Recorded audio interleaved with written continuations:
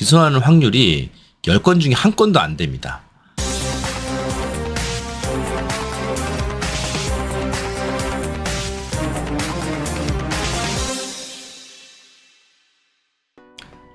안녕하십니까. 채권 추심하는 백우현 팀장입니다. 명절을 잘 보내셨나요, 다들? 네, 이번 명절은 조금 길었는데요. 저도 이제 명절 가족들과 재밌게 잘 보내고 업무를 또 해야 되니까 또 업무를 복귀했습니다. 또 명절 중간중간에도 또 채무자랑 변제 상담이 있어서 설 명절 전날 만나서 또 일도 하고 또 서류 정리하러 어제 또 사무실 나와서 서류도 정리하고 또 이렇게 했는데요. 근데 우리가 또 잘 쉬었으면 또 우리가 할 일은 또 해야 되겠죠. 그래서 오늘은 제가 이 영상을 보시는 분들에게 중요한 채권 추심에서 가장 강력하지만 아주 신중하게 사용해야 되는 이 형사고소에 대해서 좀 말씀을 좀 드리고자 합니다. 이 형사고소는 대한민국 국민이라 그러면 누구나 할 수 있죠. 꼭 변호사를 써서 해야 되는 것도 아니고요. 채권자가 혼자 형사고소를 한다고 해서 법적으로 문제가 될 내용들은 전혀 아닙니다. 근데 우리가 채권 추심하면서 저한테 상담이 들어오는 건들을 좀 이렇게 생각을 해보면 형사고소를 하고 불송치 결정이 나서 저한테 넘어오는 경우들이 왕왕 있어요. 이게 불송치라는 뜻은 이제 뭐냐면 형사고소는 한마디로 형사적으로 죄를 묻는 거죠. 채권 추심에서 형사고소는 어떨 때 가장 많이 이용하냐면 민사적으로 채무자가 재산도 없고 변제에 대한 약속도 잘 안 지키고 이런 과정 속에서 채권자가 막 이제 짜증이 나고 화도 나겠죠. 약속도 안 지키고 우리끼리 얘기를 이 새끼 완전 사기꾼인데 이리 도망 다니고 연락도 피하고 이렇게 아주 분노에 가득 찬 마음으로 우리 형사고소를 좀 하기도 하는데요. 그래서 형사고소는 말 그대로 이제 형법상의 죄를 묻는 겁니다. 근데 이제 죄를 물으면서 채무자가 죄가 있다고 수사기관에서 인정이 됐고 재판 과정에서 구속이 되면 깜빵 가기 싫으면 지가 합의금을 통해서 변제를 하거나 이런 효과를 기대하면서 형사고소를 하긴 하죠. 추심에서 진행하는 형사고소는 대부분 사기죄입니다. 사기죄. 이 사기라는 것은 이제 채무자가 채권자를 상대로 기망행위라고 하죠. 기망해서 채권자로 하여금 착오를 일으키게 만들어서 범죄를 저지르는 게 사기죄죠. 사기죄. 10년 이하의 징역에 2천만 원 이하의 벌금 이렇게 아주 무서운 형벌이긴 한데요. 근데 제가 경험을 해보면 사기죄로 기소할 수 있는, 기소라는 거는 죄가 있다고 인정하는 거죠. 기소하는 확률이 10건 중에 1건도 안 됩니다. 근데 일반적으로 채권자들은 채무자를 경찰서로 고소할 때 다 이 사람이 사기꾼이라고 생각을 하기 때문에 고소를 하는데 10건 중에 1건도 이 채무자가 사기죄가 성립이 되는 경우가 극히 드물다. 이렇다는 거는 우리가 원인들을 좀 찾아봐야 되겠죠. 첫 번째, 어떤 원인이 있을까요? 이 사기죄든 아니면 기타 형사고소를 하게 되면 고소인의 입증의 책임이 있습니다. 이게 뭐냐면 우리가 예를 들어서 제가 무서운 얘기 있겠지만 누구한테 맞았다고 생각을 해볼게요. 야구방망이로 제가 이렇게 맞았는데 우리가 야구방망이로 맞으면은 특수폭행이 되겠죠. 특수폭행으로 우리가 채무자를 가해자를 고소하려 그러면 우리가 야구방망이를 직접 우리가 CCTV 자료나 이런 부분들처럼 입증을 해야 돼요. 야구방망이를 우리가 찾아서 경찰서에 갖다 줘야지만 피해자가 고소인이 야구방망이를 맞았구나라는 걸 인정을 해주지 경찰서에서 알아서 찾아주지 않는다는 얘기입니다.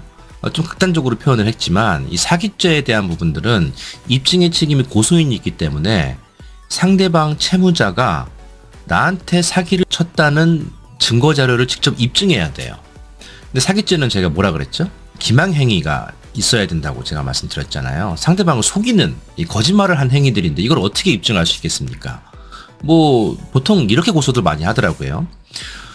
채권자가 고소인이 되겠고 채무자가 피고소인이 되겠죠. 고소인은 채무자를 믿고 돈을 빌려줬는데 채무자는 약속한 변제 기일에 변제를 아니한 것이 사기다. 근데 이게 사기가 될 수 있을까요? 쉽지 않다는 거예요. 왜냐하면 과연 채무자가 속이려고 한 행위들을 우리가 입증해야 되는데 그게 입증을 하기가 실질적으로 일반인들은 어렵다는 거죠. 사기죄로 고소할 때 죄를 묻기 위해서 가장 중요한 입증 자료가 두 가지 정도가 있어요. 첫 번째는 변제 의사와 변제 여력인데요. 변제 여력이 없는 사람은 보통 무자력자라고 하죠.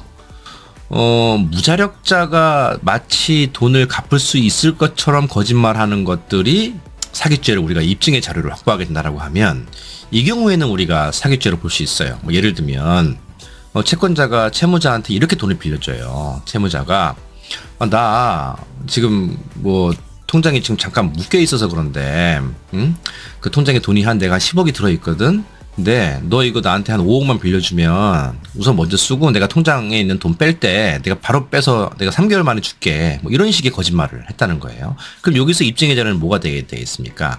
진짜로 이 사람 통장에 10억이 있는지가 가장 중요하겠죠. 거기에서 거짓말을 했고 이거로 인해서 채권자가 착오를 일으켜서 형법상의 사기죄가 성립이 되는 거거든요. 근데 일반적으로 저한테 형사고소에 실패했다고 넘어오시는 의뢰인들이나 우리 채권자들 얘기를 들어보면 그런 사전에 입증할 수 있는 자료 전혀 없이 얘가 단순히 내한테 돈을 빌려갔을 당시에 언제까지 갚기로 했는데 그때까지 안 갚았다. 이거 사기 아니냐? 이렇게 보시거든요. 이거는 전혀 다른 이야기입니다. 결국에는 이 범죄 행위는 돈을 보낸 시점에서 범죄 행위가 발생을 하고 돈을 빌려준 시점이 되겠죠. 그리고 그 범죄 시점에 이 범죄 행위들을 입증하려고 한다 그러면 앞에 예를 든 거에 좀 이어서 말씀드리면 이 채무자가 나한테 돈을 빌려갔던 시점에 나한테 돈을 변제할 만한 자력이 있었는지, 변제 여력이 있었는지가 사기죄의 가장 중요한 거라는 거예요. 그래서 형사고소는 가장 중요한 게 증거 입증에 대한 책임이 고소인한테 있기 때문에 무분별하게 민사처럼 소송을 하거나 또 압류를 2번, 3번 하거나 이렇게 할 수 없거든요. 잘 아시다시피 형사고소는 평생에 한 번만 쓸 수 있습니다. 같은 죄에 대해서 말씀드리는 거예요. 우리는 추심행위를 하니까 이 사기죄에 대해서 일사부재리 때문에 한 번 고소했을 때 원하는 결과를 얻어내지 못하면 그 이후에 채무자한테 이 동일한 죄를 물을 수가 없다는 거예요. 그러려고 그러면 우리가 처음에 고소했을 때 완벽하게 증거 입증을 해서 채무자를 압박해야 되는데 그냥 얘가 나한테 약속한 거 돈 안 갚았으니까 이건 무조건 사기다 라고 고소하니까 증거불충분 무혐의 이렇게 나와버리면 어떤 악효과가 발생하냐면 채무자가 오히려 더 날뜁니다. 너 형사고소했는데 네 마음대로 해. 어차피 채무자는 변제할 여력도 없고 변제할 의사도 없는 사람 상대로 우리가 가장 강력한 채권 추심의 무기인 형사고소를 너무 섣불리 사용하게 됨으로써 오히려 채무자로 하여금 변제 의사를 더 깎아버릴 수 있다. 그래서 제가 좀 드리고 싶은 말씀은 채권자께서 형사고소를 고민한다라고 하면 신용정보회사의 담당자와 좀 상의를 하셔서 증거 입증을 할 수 있는지 여부를 꼭 확인해 보셔야 돼요. 그러면 신용정보회사에 근무하는 저는 증거 입증을 하기 위해서 뭘 할 수 있느냐? 제가 앞전에도 말씀드렸죠. 아주 간단히 할 수 있는 신용조사부터 시작해서 현장에서 채무자와 만나서 대화하면서 얻어낼 수 있는 정보들이 매우 많다고 말씀드리지 않았습니까? 예를 들면 우리가 채무자에 대해서 신용조사나 재산조사를 했을 때 채무자가 돈을 빌려간 시점에 변제 여력이 없었다는 부분들은 외부 신용평가기관에 대한 자료를 확보해서 그거를 입증해서 경찰서에 고소를 했다라고 한다 그러면 완벽한 증거 입증이 됐기 때문에 고소인 입장에서 또 채권자 입장에서는 증거불충분 무혐의로 나오는 게 아니라 검찰에 송치할 수 있는 여건들을 마련할 수 있었겠죠. 이런 내용을 보면 제가 추심 진행하는 과정 속에서 변호사의 조력도 받아서 형사고소를 좀 하기도 하고 하는데요. 결국에는 이 형사고소, 이 사기죄 형사고소에서 가장 중요한 것은 증거 입증이 가장 중요한 거지. 그 누구도 수사기관에서 고소인을 대신해서 증거를 입증하기 위해서 채무자에 대한 자료를 모든 걸 확보한다든가 이렇지 않습니다. 실제로 고소를 해보신 분은 아시다시피 고소한 고소인 측에서 모든 증거를 입증해서 고소해야 되기 때문에 사전에 채무자가 했던 거짓말, 기망행위에 대한 자료를 완벽하게 수집한 상태에서 고소를 하셔야 된다. 그래서 뭐 변호사나 뭐 법률사무소에서 빨리 형사고소를 해야지만 채무자를 심리적으로 압박을 하고 그래야지만 형사합의금이라도 받아낼 수 있습니다. 빨리 고소하시죠. 이 얘기는 저는 진짜 잘못된 얘기라고 말씀을 드리는 거예요. 민사적으로 추심행위하는 과정 속에서 우리가 증거 입증하면서 결국에 채무자한테 압박을 하는 과정 속에 채무자가 진짜 변제할 여력도 없고 말을 안 듣는다. 그랬을 경우에 고민하셔야 될 내용이 형사고소인 거지. 형사고소를 너무 섣불리 사용해버리면 진짜 가장 강력한 무기이긴 합니다만 나중에는 이 강력한 무기를 이겨내버린 채무자들은 돈을 더 갚으려고 하는 생각을 아예 상실해버릴 수 있기 때문에 형사고소를 쉽게 생각하시거나 아예 그냥 얘 무조건 사기꾼이야 개인적인 판단에 의해서 하는 거는 저는 동의하지 않는다라고 말씀드립니다. 그래서 이 형법상의 사기죄와 민사상의 채무불이행이죠. 진짜 종이 한 장 차이라고 제가 말씀을 드리거든요. 이 사람은 어떻게 보면 사기꾼 같은데 이거는 사기는 아닌 것 같고 이런 부분들을 개인적으로 판단하려고 그러지 마시고요. 저처럼 형사고소도 많이 해보고 했던 추심 담당자를 선택하시거나 아니면 가까운 법률사무소 몇 군데 돌아다니면서 진짜 이 사람을 확실하게 형사고소를 해서 압박할 수 있다는 확신이 들었을 때 하셔야지 진짜 채무자 승질난다 그래서 경찰서에 진짜 서류 가지고 쫓아가서 민원실 가서 고소장 대충 써가지고 접수하면 이거는 우리가 평생에 한 번밖에 사용할 수 없는 형사고소를 말도 안 되는 이유로 인해서 우리가 날려버릴 수도 있거든요. 이런 아주 소중한 기회를 날려버리지 않으려고 한다 그러면 꼭 사전에 신용정보회사에 근무하는 담당자라든가 변호사 통해서 꼭 법적인 자문을 구하시는 것을 추천드립니다. 그 외적으로도 뭐 저도 형사고소를 많이 해보기도 하고 추심행위도 많이 해보기도 했지만 결국에 중요한 거는 제가 앞전에도 말씀드렸다시피 채무자가 채권자한테 이 돈을 변제할 수밖에 없는 상황들을 만드는 것이 가장 중요하다고 제가 말씀드렸지 않습니까?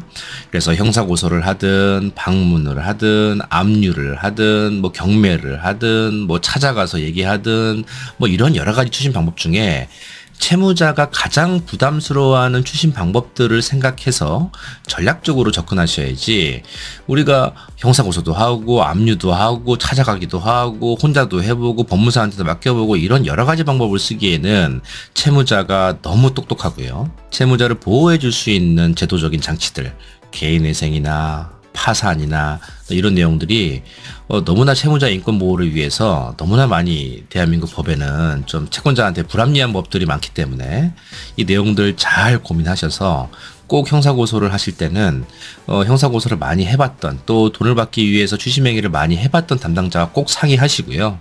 이 돈 받는 것에 대해서 너무 마음 급하게 가시면 안 됩니다. 그렇다고 해서 너무 느긋하게 가실 일도 아니겠지만 꼭 우리가 추심행위를 한다거나 고소를 할 때는 최소한 2명, 3명의 변호사도 만나보고 또 2명, 3명 이상의 추심 담당자와 직접 만나서 대화도 한번 해보시고 또 이런 과정 속에서 채권자 상황에 맞게 또 채무자 상황에 맞게 우리가 한 번의 채무자의 멱살을 잡아서 돈을 가져오겠다는 생각을 하셔야지 여러 번 해서는 채무자한테 오히려 기회를 주는 꼴이 돼버리고 시간을 줘버리는 꼴이 돼버리기 때문에 형사고소는 진짜 신중하게 하셔야 된다라고 좀 말씀을 드리고요. 또 제가 추심행위 하면서 전략적으로 이행각서를 받는다던가 하는 행위들을 통해서 오히려 형사고소를 할 수 있는 결정적인 증거 자료를 제가 만들기도 하거든요. 또 이런 사례를 통해서 굉장히 많은 건수를 또 회수하기도 했었고 또 이런 내용들은 제가 이 영상 하나에 담기에는 너무나 많은 내용들이기 때문에 또 기타 내가 이 민사적인 채권 지금은 현재 형사고소가 안 되는 채권이지만 추심 진행하는 과정 속에서 형사로 엮을 수 있는 방법들도 있긴 하거든요. 그게 이제 담당자가 증거 수집을 하고 또 새로운 증거들을 또 만드는 작업들 속에서 형사고소를 할 수 있는 채권들로 만드는 과정들이 분명히 존재하니까요. 또 이런 채권들에 대해서 궁금한 사항 있으시면 제가 항상 말씀드리지만 저희 사무실은 24시간 365일 언제나 열려 있고요. 사전에 연락 주시면 저랑 시간 맞춰서 차 한잔 하면서 또 궁금하신 내용들 또 제가 편하게 또 말씀드리고 그 일을 또 제가 할 수 있다 그러면 또 저도 돈을 벌 수 있는 일이라 그러면 이 성공수수료만큼의 이 채권의 지분이 저에게 있다는 마음으로 제가 제 일처럼 열심히 하니까요. 편하게 한번 연락 주시고 상담하는 데는 절대 돈이 안 들어가고요. 채권 추심을 전문적으로 하는 상담사와의 채권 추심에 대한 상담부터가 채권 추심의 시작이라고 제가 말씀드렸죠. 그래서 부담 없이 편하게 한번 연락 주시고요. 오늘도 시간이 이렇게 빠르게 갔네요. 일단 남은 시간 여유롭게 또 행복하게 잘 보내시고요. 또 기회가 되면 또 좋은 내용들로 설명을 드리겠습니다. 그리고 또 추가로 말씀드리면 이 영상에 제가 너무나 많은 내용을 담기에는 이 10분 15분의 영상 길이가 좀 짧기도 합니다. 그러니까 저한테 유튜브 영상 보시다가 아니면 기타 제 블로그나 이런 거 보시다가 궁금한 내용 있으면 뭐 문자든 카톡이든 편하게 주시면 제가 아는 범위 내에서는 제가 돈 받지 않고 설명드리니까요. 편하게 연락 주시면 될 것 같습니다. 하여튼 남은 시간 잘 보내시고 사무실에서 한번 꼭 뵙겠습니다. 감사합니다.